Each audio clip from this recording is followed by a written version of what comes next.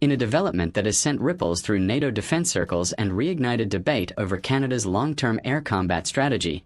The Canadian government is reportedly reviewing the structure of its massive 88 aircraft procurement deal for the US-built F-35 Lightning II, with discussions emerging around the possibility of reducing part of the order in favor of acquiring approximately 60 Swedish-made Saab JAS-39 Gripen fighters.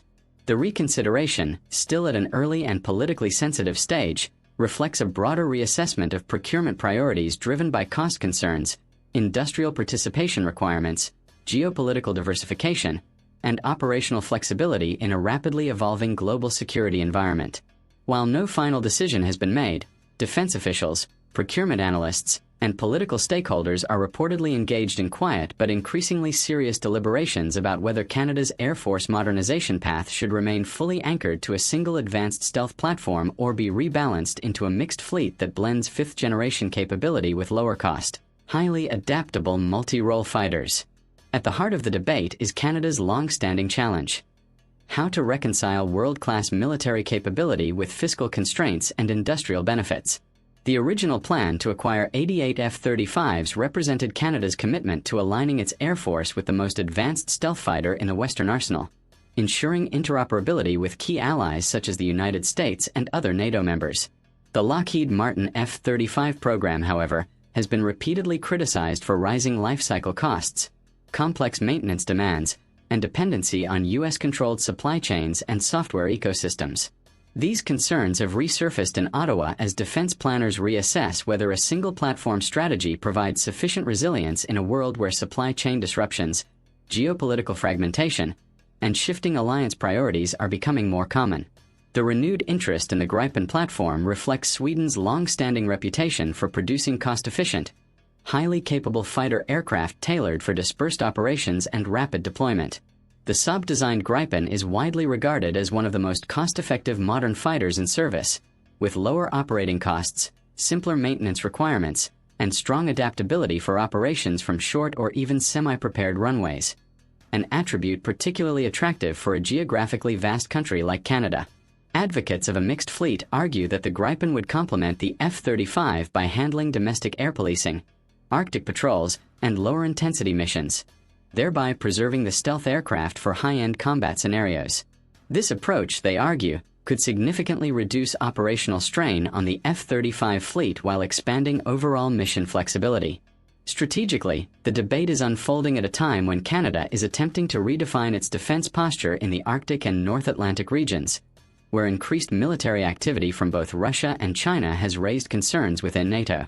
The Canadian Armed Forces have emphasized the need for persistent surveillance, rapid interception capabilities, and sovereignty enforcement across vast and often remote airspace.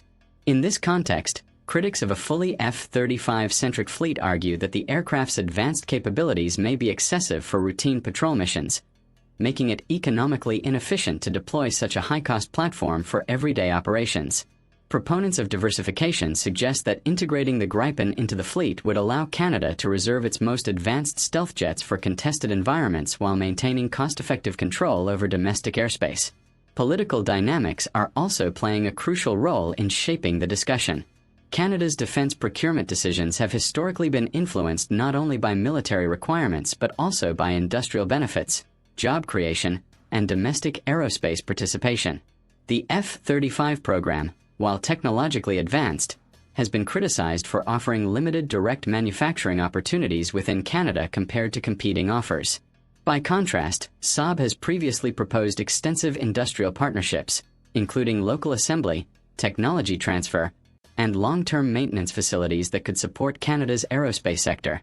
These proposals are being revisited as policymakers weigh whether a partial shift toward the Gripen could deliver stronger domestic economic returns while maintaining NATO interoperability. Meanwhile, within defense policy circles, there is growing recognition that the global fighter jet market is entering a transitional phase.